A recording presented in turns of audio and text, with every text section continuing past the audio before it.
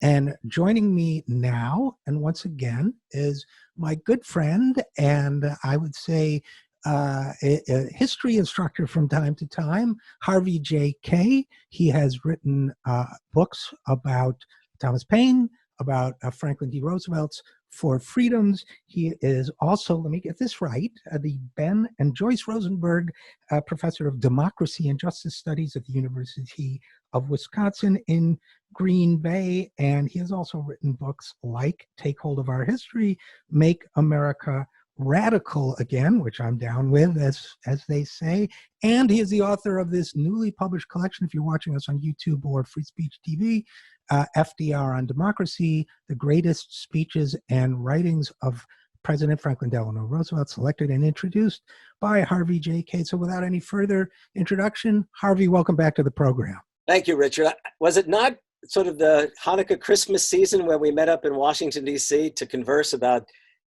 similar kinds of things face to face, off the record, you might say? Who would have thought here we are today? In fact, I'm sure I said to you I'll be back in the spring in D.C. Right, you did. Yeah. In fact, I think I said we can do it in your studio if you wish. Right. And here we are, again, long distance as in the old days, as in last year. Yep, and the studio is empty as we speak. Of course, what we didn't know is the unknowable, but one verity of life is that the unknowables are coming. We just don't know what they are, right? Right.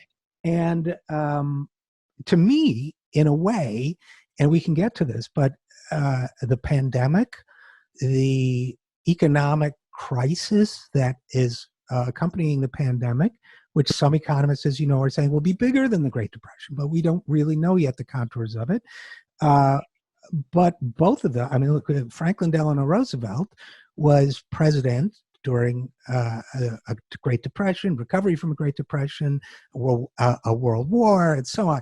So your book, this collection of FDR's comments, well, first of all, I enjoy it very much, but secondly, and gives me a different perspective on FDR, but also, in a sense, is oddly timely. And of course, the most timely thing right now is the fact that Bernie Sanders has now, in his words, suspended his campaign. But to all intents and purposes, it looks like Bernie is not going to be a candidate anymore. And so, I want to talk about FDR and the pandemic. I want to talk about FDR and the book and the speeches and what it tells us. But I want to start with this. I mean, I know as we record this that a lot of Bernie supporters are in pain. You and I both know that. They had a lot of hopes invested in his campaign and in the movement that the campaign helped to strengthen and amplify. So I guess I would start with this. Is there anything either in FDR's thinking or Thomas Paine's or your own that might help shed light and even perhaps a little bit of comfort on this moment for those millions of people? Well, I mean, let's put it this way. There are various things I could say to provide some kind of comfort. One of them is you and I are old enough to know that in moments like this, the line that comes to mind is "La lucha continua," right? The struggle continues. Struggle continues. Okay, and as one gets older, one also realizes that when every 4 years rolls around, the practice is you hold your nose, right, and you vote defensively. Okay, I haven't decided about how much I'm going to defend anything at this moment, but I do know that I did that with Hillary Clinton. I did that over and over again in the past.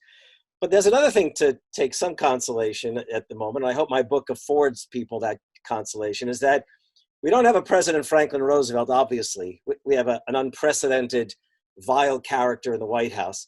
And sadly, we're not going to have a President Sanders, and I can talk more about that. But it is the case that we do have a capacity to look back, not simply for the sake of taking solace, but for gaining, if you like, a certain degree of inspiration and encouragement even.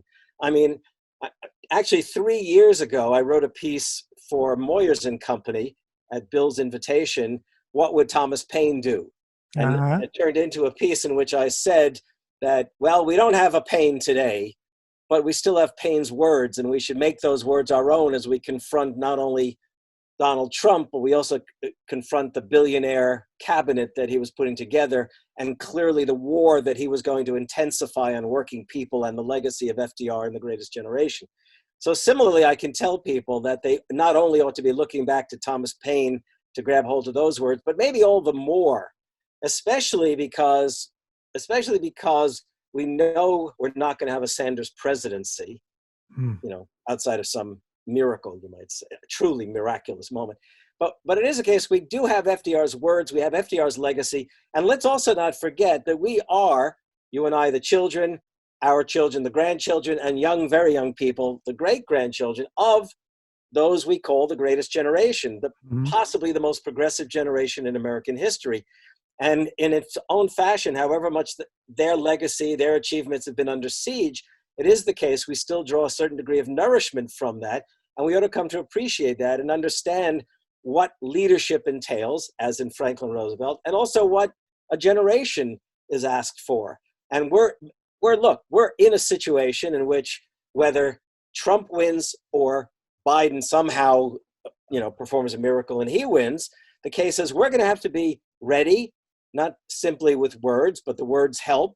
We're going to have to be ready with organization. We're going to have a certain degree of energy to revive whatever organizations already exist or to create new ones in order to either truly resist the likes of Trump or actually carry out serious initiatives to really push Biden in a direction that we might call progressive.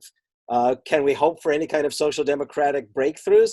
Well, not on his own, that's for sure, from Biden, but maybe, just maybe, if we mobilize effectively, and we can accomplish things. I mean, there are folks in the Senate who still have ambitions for social democracy, even if they don't use the term. Elizabeth Warren, Sherrod Brown, for all of his failings the last year, as far as I'm concerned, he's a friend of labor. I mean, the fact is that we have to organize and mobilize, and we should never assume that an election in itself will ever bring some kind of new millennium. Even if Sanders himself had won, we were going to have to mobilize and organize, if not to push him, but to indeed support his presidential initiatives. If that helps at all, we can leave it at that. I think it does, and it sort of echoes my own thinking, which was of a week ago, which is if Trump wins, we have to organize. If Joe wins, we have to organize. If Bernie wins, we have to organize. And that may be, and it's interesting too, and I think you and I have probably talked about this before, but FDR himself, there was a lot of mobilization. There were the Townsend clubs that had, 2 million members calling for something like Social Security. There were I don't remember the timing of Coxey's army and then the armies that came after, but there were is earlier, but I forget. I know, but I forget the bonus marchers. The bonus marchers were always compared to Coxey's army, their predecessors. Yes, right. And so you have, mobilization has always been a part of the process, right? I mean, it's right. And I'm sorry, you go ahead. Well, I was going to say, as we move into the book eventually, one of the key things about Roosevelt is what made him a great president, truly, was not simply that he had certain kinds of political aspirations and he actually had a vision. It's that he had a really deep appreciation that his presidency depended on mobilization. So that he was a mobilization that would not only engage Americans in the labors of the New Deal, but would actually engage them in struggles to push him further than either he might be willing to go or that Congress might be willing to go. So that he could always turn to the congressional leaders and say, we have to do these things. These folks expect it and they want it. And in some ways, by the way, I believe that Bernie believed that would be the kind of presidency that he would pursue. So, I think that what makes FDR so interesting is not just the words that I include there, but the degree to which the words were meant to encourage Americans to push him. There was a line in 1935, it's a great line. In fact, he even said, new laws in themselves do not bring the new millennium. Right. And what he was saying by that, he knew very well that even as they passed Social Security, the National Labor Relations Act, he was worried about what the Supreme Court might do to those things. And it was the case that the billionaires of his day, the corporate bosses of the day, they actually announced that they would not accept the legitimacy of the law until the court approved it. So, for example, they built up armaments, literally armories in their enterprises to wage war on workers who might protest. So, I mean, Roosevelt was warning Americans, it isn't only you have to be able to organize to push me and push Congress, which I welcome, you've got to be in a position to fight to make sure the laws themselves are honored by those who are your antagonists, whose power we may well need to overthrow. And later, I wouldn't mind reading a few lines of FDR where he was very clear about the power that needed to be overthrown. Which, I have a couple thoughts about that. And again, we're talking with historian and sociologist Harvey J. Kaye about his new collection of speeches, FDR on democracy. I think it's pretty clear, but you correct me if I'm wrong, that FDR redefined his party for a period of time, the Democratic Party, and that he did so along lines that have been pretty much bulldozed over by the current, large sectors of the party who, for example, one of the common themes I sense from FDR's thinking, and which, by the way, one of the great surprises of this for me, I was always taught that FDR was kind of this unformed character when he became president who just rose to the occasion, but there's a clear worldview going back to at least 1912, which I think is, but having said all that, FDR, in a way, picked up from maybe the populists or somebody. He had a great grasp and respect for, quote unquote, the people. And the whole culture reflected it at the time, the WPA paintings and plays and, the ordinary man, and all that. But it was a genuine respect for democracy, and hence your title, I imagine, and for the wisdom of the people given the right information to do the right thing. And it seems to me that Bernie had that to a certain. I think Warren has that to a certain extent, but I think that a large swaths of the Democratic Party do not have that. They basically think if the people would just go away and let us apply what we learned in grad school, everything would be fine. And first of all, I mean, I guess my two-part question, am I being unfair, you think? Or? To the Democratic Party? Yes. Oh, no, listen, listen, seriously speaking, I mean, your question gives me reason to answer you in two ways.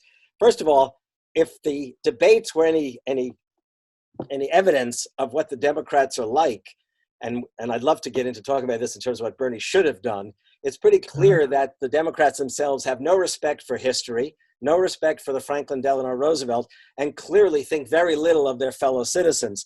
Think about it this way. I went through each of the debates, not only angry with what they said, I was always angry with how Bernie didn't nail them as he should have nailed them in response. But let me start off with what they were doing. Especially keep what I'm saying in mind, that we're in the middle of a healthcare crisis of immense magnitude, right? And yet, let's go back several weeks, maybe it's almost 2 months now, but let's at least call that several weeks, in which you had Klobuchar and Buttigieg and I'm blanking on Biden's name for a minute because he was like a nothing in most of these debates, Biden. And then, of course, Bloomberg showed up and you had Steyer. But anyhow, all of them lined up. And they looked at the American people and they had the audacity to say, we can't afford Medicare for all. Right. Now, that's an insult to the legacy of FDR, who in 1935, when he and Francis Perkins together began the initiative to create Social Security, he wanted some version of a Medicare for all in Social Security to begin with. I saw that's one of my bookmarks, my many bookmarks in your book. Yeah, it did. And in fact, and by the way, even as late in 1943 and 44, 85% of Americans wanted national health care. That's Republicans and Democrats alike. Right. It was like 75% for the Republicans and 95% on the part of the Democrats, but 85%. So there was no question. And not only that, that's not part of that book, but it is the case that Truman wanted national health care. Right. So the Democratic Party represented the party of the people in that day, and they knew what the people wanted. And then we have these Democrats standing before the American people insulting the memory of FDR, the legacy of the greatest generation, or at least the desires and aspirations of that generation, saying we can't afford this, and lambasting Bernie for threatening to bankrupt the nation. Right. You know the old expression, timing is everything. Imagine if the debate were held right now, and Bernie said the imperative is more than anything else, we must provide universal health care. And could you imagine if Biden said, well, we can't afford that? Well, geez, give me a break. Yeah. Stuff happens. It just happened in the way it does. Again, we're talking with Professor Harvey J. Kaye. But, you raise an interesting point with Medicare for All. And it's I want to tie that back to FDR too, in terms of government spending, because we now see that whenever the Republicans want to spend on something, the money tree lights up and the money digits flow out of the computer, and there's $500 billion for corporations in their bailout. There's $4.5 trillion through the Fed for corporations in the bailout. When you do the math, less than 10% goes to working families, working people. They can find the money, $2 trillion for a tax cut skewed to the wealthy, and so on. And the reason why, and I've been thinking about this a lot, and I probably would have written about it if this big wave hadn't hit, and may yet. So the conversation about Medicare for All goes like this, Harvey J. Kaye. So someone will say, Bernie, your plan costs $35 trillion over 10 years out of the public economy. And they don't say public economy, but that's my footnote. And we can't afford that. And someone else, even Bernie, will say, yeah, but if we don't do it, we'll spend $40 trillion and millions of people will be uninsured, hundreds of thousands will die and become sick.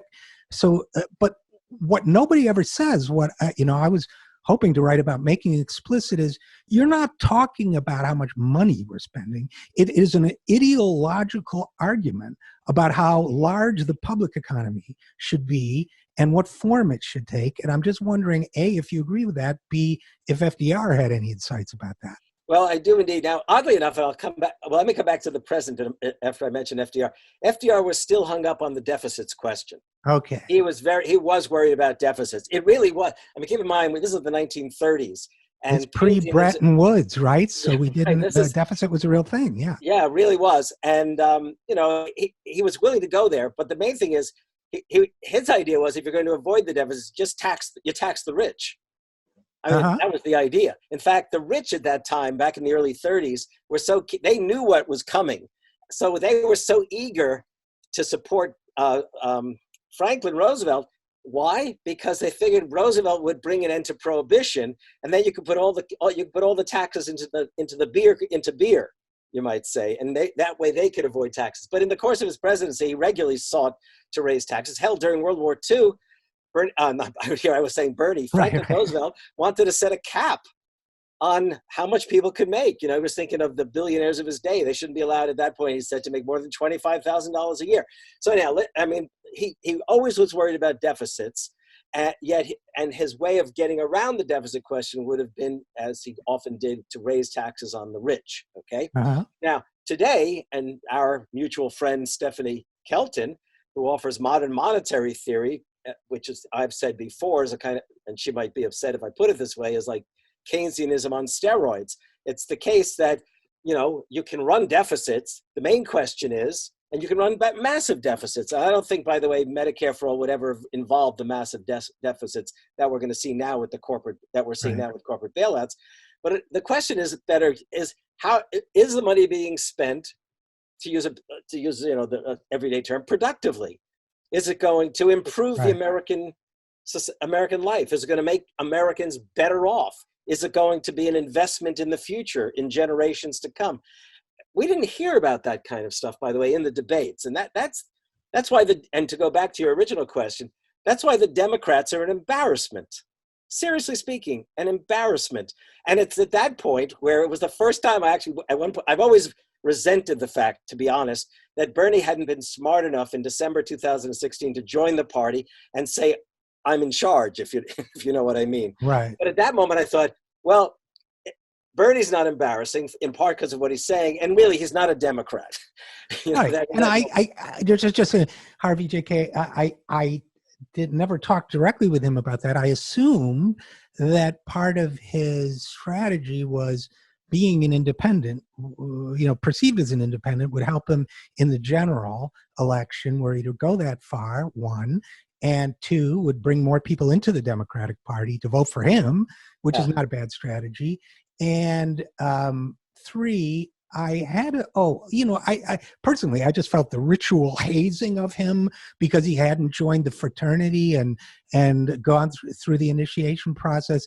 I found off-putting, but that's, parenthetically, I just think, when a political party becomes a culture, you're alienating. You have to reach the voters you haven't reached yet. That's how you win. Right. And it may not be the conservatives, which is been a favored strategy. It's probably the 48% who didn't vote. So that means not, you're not a tribe. You're and you have to respect the people who don't agree with you and persuade them. That's, if you want to be in politics, that's the job description. But a lot of people don't feel that way. So what do I know? Well, of course, I think this actually came up in 2016, that the tragedy was that the guy who couldn't win the primaries would have won the general election. I think that's right. And I think there are multiple reasons for that. One is that I think the sort of culture of professionalism that and certification is deep within some of the rank and file of the party, as well as the establishment. I think people think, well, everybody I know says, well, I want to pick the one I know is going to win. Well, you know what? Here's a little secret from politics. The one who wins is the one who gets the most votes at the end of the day. You don't know. And so why don't, but everybody's an expert. That's, or there are populations in peril. Minority populations, poorer populations who can't get, have all these obstacles getting to vote and are afraid of something that reaches too far and endangers them. Elderly populations, I think there's an element of that as well. They're getting by Social Security check to Social Security check. Somebody comes along and says, Democratic Socialist Revolution, they get a little scared. So, we can do the post-mortems. You should have reached out to that.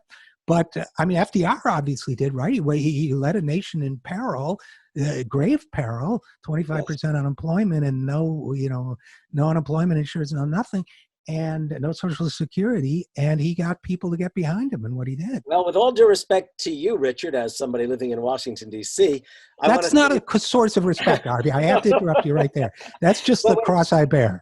Yeah. Okay, right. I have to tell you that having grown up in the New York area, but having lived out here for 40 years now, I can't tell you how every single day I woke up and I kept hearing the term electability coming out of the mouths of East Coast media people, how angry it made me, because they have no idea what electability really is about, in part because they live in places that you don't even have to, you can vote third party, it's not going to make a difference. The Democrats are going to win.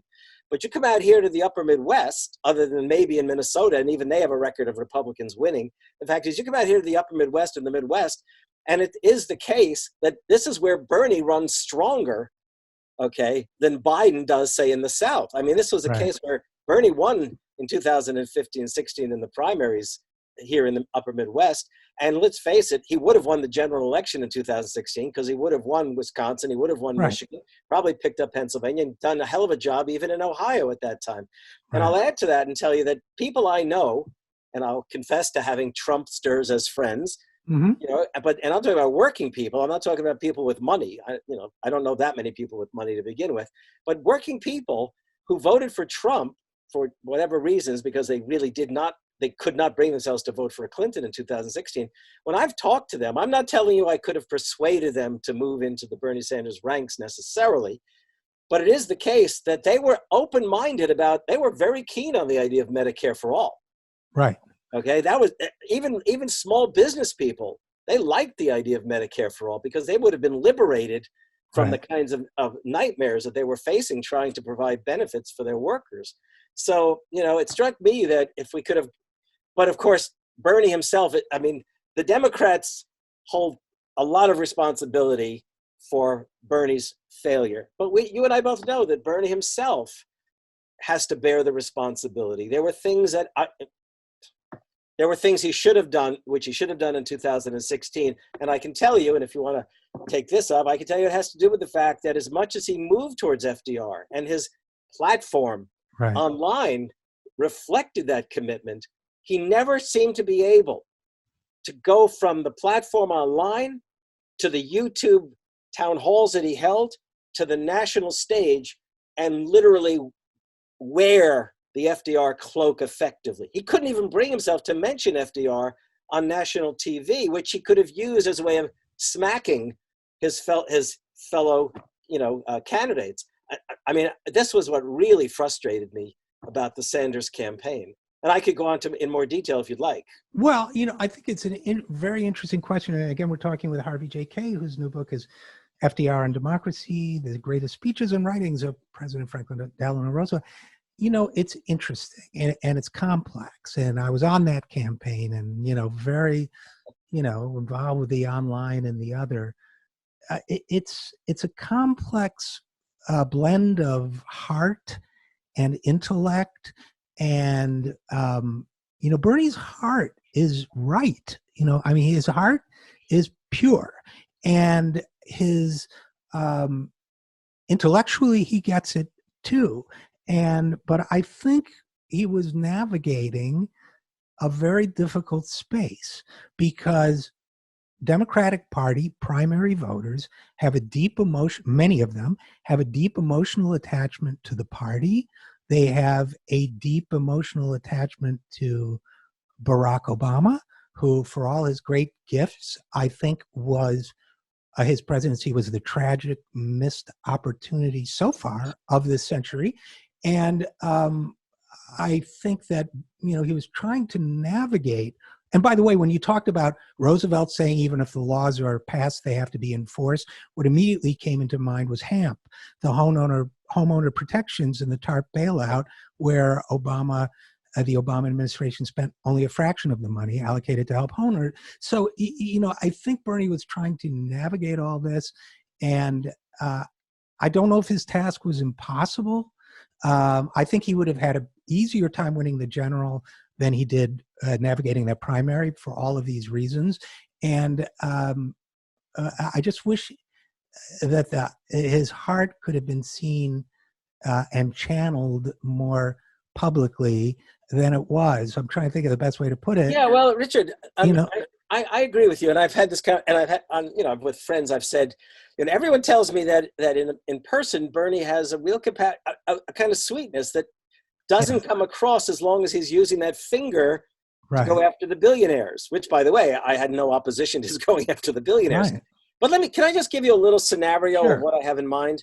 So imagine in the first of the debates, or any one of the debates, maybe the first one would have been difficult. There were too many people up there. It reminded me of the clown car of the Republicans back in 2016. Right. But imagine that when it reduced in size a bit, those moderators, they were all abysmal. I mean, let's face it. It's horrible. Yeah. Okay. Horrible. But assuming that everyone recognized how awful they were, let's suppose they threw a question Bernie's way that could have been pivoted from.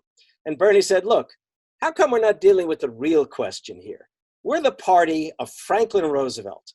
We're the party of the New Deal, the party of the people and the labor movement. In other words, he lays out this mini narrative that everyone, even if they don't remember the details, everyone responds to because they're Democrats, okay? Right. And then he says, basically, and it's our responsibility to redeem the legacy and achievements. And the way you redeem that is not merely to speak in favor of it, but to create new rights, new initiatives for our fellow citizens. And then, what if they then tried to come at Bernie? So then they're not coming at Bernie, the likes of Klobuchar and the others. They're coming at Franklin Roosevelt. Right. That's the thing I've been trying to tell people. And by the time of that last debate, where Bernie then turned and tried to take on Biden in a critical fashion, even that moment, he failed to do this. Think back to that weekend. On the Saturday night before that final debate, he held a fireside chat YouTube. Do you remember that? Right. Okay. I do, sure. Yeah. A very cute moment. But of course, the only people who tuned in were going to be the likes of Bernie Sanders supporters, and such as myself, and the trolls who would have gotten on the YouTube chat to go after anybody on the left. Okay. It was cute. It was great. Okay. It was promising, you might say. And then the next evening, the hour before the debate, Brianna Joy Gray, his press secretary, who was, by the way, brilliant, and I look forward to seeing her career in the future. Really, As do I. And by the way, I interviewed her when she was first appearing, first writing. I thought that's an interesting person. Yeah, she's great. I mean, nothing sexist when I say I absolutely adore her. She's wonderful. Okay. Yeah. But here's the thing. She spent an hour with a cast of characters that were phenomenal, talking about the Economic Bill of Rights and the 21st Century Economic Bill of Rights. And I believe she actually said, and this is again a YouTube event, she said, and these are the kinds of things that we hope that Bernie will be speaking to in the next hour in the debate with Joe Biden, the next 2 hours, however long it was. Mm-hmm. And I thought, oh my God, finally, even if it's too late to recover and take the nomination, this begins a new chapter maybe for progressives, where Bernie begins to lay out the narrative that we can lay claim to, not just the agenda, but the narrative. And then he went after Biden, but he never even mentioned FDR. So here's what I'm thinking. I mean, because I essentially agree with you. And again, we're talking with Harvey J.K. Here's what I was thinking. If he had done that early enough, when he was getting hammered on all sides by the too cute for words centrists with their catchy little catchphrases, that if he had invoked FDR and how FDR saved the country and built the country as we know it now, he could have gone on to say, and Pete Buttigieg, it wasn't Social Security for all who want it. It was Social Security.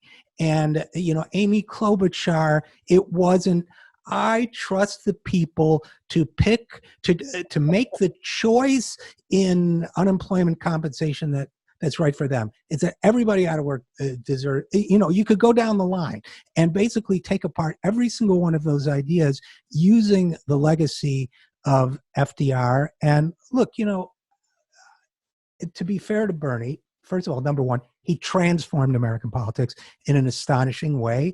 And number two, when you're on a presidential campaign, it's like the jet fighter scenes or something in Star Wars, where it's like three-dimensional things are coming at you from every direction.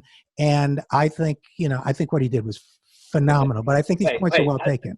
I do not want to be remembered as the guy who only criticized Bernie, okay? Yeah. I've been with Bernie, as you probably have too, at least emotionally, spiritually, and intellectually, since the 1980s. But it is the case, and now I'm talking to somebody who was there, even more closely associated with Bernie in 2016, that I think he should have learned from 2016, because then he could have done the same to Hillary, and he didn't. And here's what I mean by that.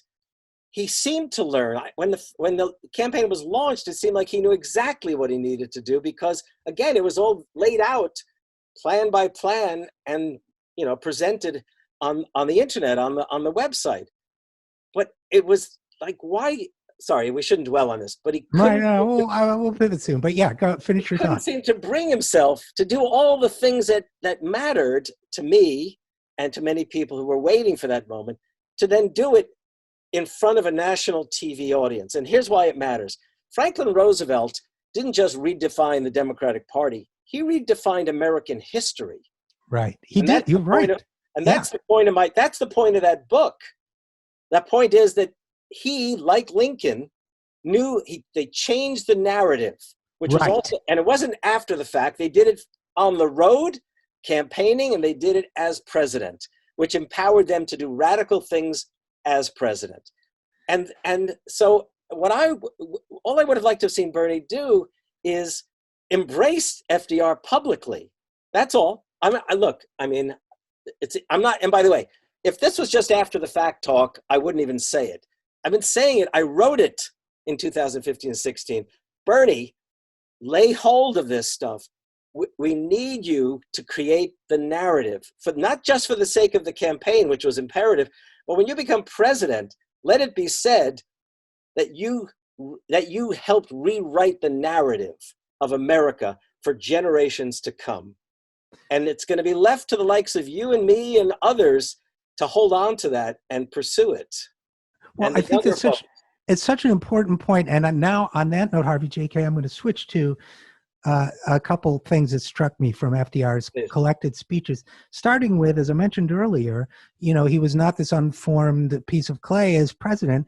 this may be the first entry, I think it is, when he was newly elected, or just 2 years into the New York State Senate as a Democrat, associating himself with the progressives. In 1912, March 3rd, speaks to the People's Forum. And talk about changing the historical narrative. He's on it 22 years before he gets elected president. This struck me. During the past century, we have acquired a new set of conditions which we must seek to solve. To put it in the simplest and fewest words, I have called this new theory the struggle for liberty of the community rather than liberty of the individual. That to me is such a fascinating phrase, liberty of the community rather than liberty of the individual. What can you tell me about that? I'm going to tell you, actually, I'm going to tell you something really that only occurred to me after the fact of my forever holding dear that speech. This is a speech in which you can see him struggling. He's struggling to find a new way of speaking that would take him beyond simply progressivism itself. And what's going on here? I have a feeling, this is talk about playfulness. I'm going to be very playful here. If we could get back into FDR's mind in 1912, I'll bet it crossed his mind to call it social democracy. I had the same thought reading this. That's right. funny. But you know why he couldn't do it? Because he was a Democrat. Okay, he was a Democrat, but there's something else to it. The anarchists of the late 19th century, like the folks who suffered the Haymarket martyrdom, in Chicago, the Haymarket martyrs were part of a movement of anarchists that called itself social democracy. Oh, really? Okay. Yes. And when Eugene Debs organized the Socialist Party after he came out of prison in the wake, when he was jailed in the wake of the strike of the railway workers of 1894, when he came out determined to bring together the American revolutionary tradition and socialism, the first party organization was called the Social Democrats, and they then changed it to the Socialist Party. So he knew that I can't help but imagine that he had to have known, well, I can't call it social democracy because I'll immediately be charged with being a socialist. Right. So he's working through liberty of the community as a way of getting at this. And even later, as you could see from the speeches, he never gives up this idea that American history is leading us to this problem solving on a grand scale, that when he is going to redefine the Democratic Party as the liberal party and still not try to hold on to the South, which was headed by all those right-wing Dixiecrats, I'm sure in his mind he decided, I'll call it liberalism, my politics. I won't call it social democracy. Right. So I have this feeling all the way. I don't know. I never knew FDR. I wasn't born until 1949. But whenever I've read his speeches, and I could show you by the camera, I've got all of his speeches, every volume. I'm sure you do. Yeah. And I read all of them to then create this book in an edited fashion. I kept thinking, I bet it's social democracy. And I also would also then say that I think Bernie Sanders, I've also told you this, I think calling what he's pursuing democratic socialism, and I'm a member of DSA and they may well want to, ostracize me, but he should never have harped on the democratic socialism and wasted his time explaining it. He should have called it social democracy, period. And by the way, if he had, maybe Elizabeth Warren would have given way and joined the ranks. Okay. Yeah. Well, I always thought he should just I call myself a Democratic socialist, but basically just, a New Deal liberalism. Right. But, I want to read you another quote though, Harvey. Okay. Harvey JK, because first of all, the opening of it delights me because it may still have been 1912, where he talks about the future. And he says, therein is the thought which this coming generation asks of himself. In other words, he's speaking as a young politician, as a member of... Is this the 12 or the 26 speech? Let me... Witherbound, 1926. That's 1926, I believe. So he was not young. He's speaking, by the way, to teenagers when he delivered that. But he's identifying with them. Yes. He's saying, we are interested in this future of ours because this is what he said. We are interested in, because we are interested in this future of ours, we seem sometimes intolerant to the older generation. Oh, you kids, you have, we see great events occurring before our eyes. We picture great changes to come. It is our right to do so. And then it gets even more interesting for me. I see many rays of pure light in that future. I see not merely materialism, new inventions, new conditions, new words. I see something spiritual coming to you, meaning its teenage audience, who will take part. Service to mankind has been much taught of late. And then he talks about that. It's, you know, Bernie's hashtag, not me, us, right? It's that great speech Yes, about right. his shining moment of, you know, are you willing to help somebody you don't know? But the spiritual dimension, I don't hear a lot about FDR and the sort of spiritual dimension of higher purpose and service. Yeah, actually, it's interesting. His speeches, as people go through them, the ones I brought together, often involve this sense of he seriously believed in God. Did he? Uh-huh. Yeah, he seriously believed in God. I mean, even conservative writers on this question have acknowledged his deep belief in God. And but he didn't see God as a conservative would see God. Mm-hmm. He in many ways he was sort of influenced by the old social gospel ideal that that Uh-huh. Christianity Yeah, propels you to do certain kinds of things. right. There's another speech in there that he gave after he won the nomination, just before he wins the presidency, where he's giving a Sunday speech in Detroit, and he takes the liberty of calling it a sermon, and he brings together Catholics, Jews, and Protestants, and talks about how all of these faiths, you know, demand that we pursue social justice. I mean, he's very, very interested in the spiritual side, not spiritual in the sense of maybe, you know, touchy-feely stuff at all, but more likely the deep part of humanity's essence. So And maybe a more Emersonian, you know, kind of. yeah. Yeah. And by the way, and I'll point out that in that same speech, and I'm glad you noticed those lines because it's not what first led me to include the speeches. And I'll just tell people, the two speeches you referred to, the 1912 and the 1926, have not been in print Hmm. in decades. I mean, it must be that the one you've just read from goes back to 26. I don't think it's been in print since the 20s. And the one before, the 1912, was not in print since perhaps the 40s. So I wanted to bring those in. But here's the other thing. That speech you just referred to, the 1926 one, is where he says to these young people, you know, I don't fear for change. What I fear is, I don't fear change. I fear that for too long we may remain conservative. Uh-huh. And what he's saying basically is, this is a nation not meant to be conservative. This is and Uh-huh. if you look at other writings that I didn't include, like his introductions to the volumes of his collected writings before the last several volumes are after his death, that were produced after his death. In the opening essay to the very first set of volumes, which is reflecting from, I think, would have been 1938 back to 32, he says something. He talks about America as a revolution. Uh-huh. I mean, a revolution, okay? And so, and over again, he talks about, we are not yet made. We are not yet the America that we are meant to be. Or basically, as I like it, in 1930, let's see, it was 31, he said, in the midst of the Great Depression, he told a friend in writing, he said, you know, as I look around, I can see this, that we need to make America fairly radical for at least a generation. He really, I mean, people underestimate. Look, let me say, in case anyone's wondering, the man made terrible, tragic, immoral decisions at times. The internment of the Japanese Americans, Right. the failure to integrate the military during World War II, though in both cases he came under tremendous pressure from his own military leaders and property politicians. And last, of course, was the fact that he somehow, with Eleanor and Robert Wagner of New York, who was himself German born and a German American, could not persuade Congress to lift the immigration quotas to allow more German Jewish refugees into this country.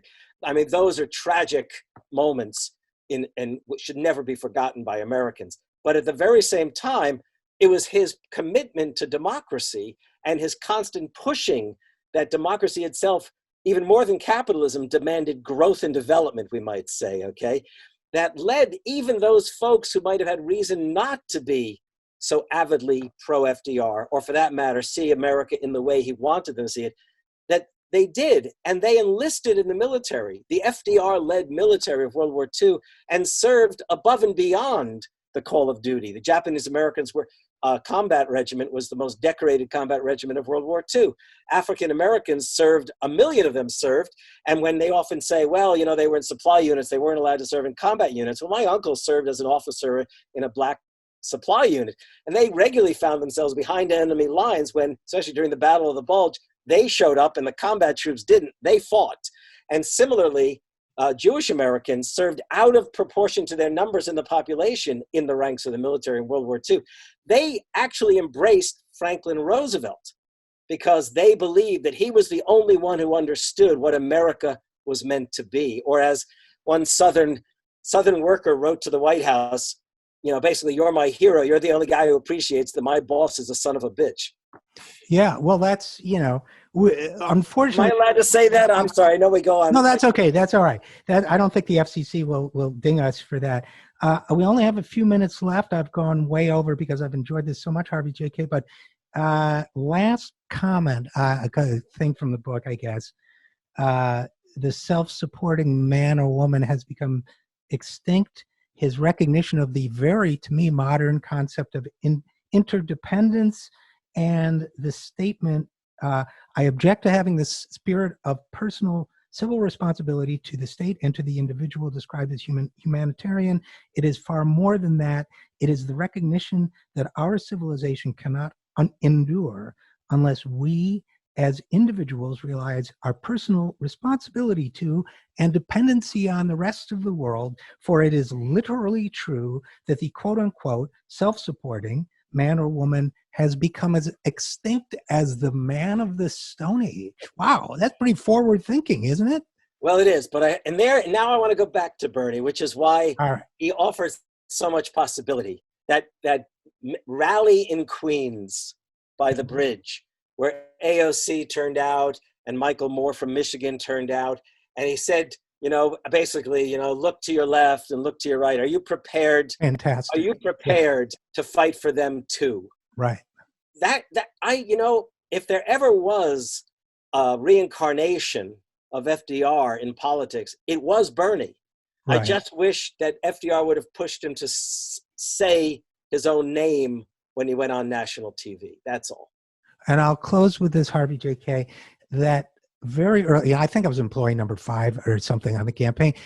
Very early on, he spoke at some demonstration at a park here in D.C., and I think 75, maybe 200 people were there maximum.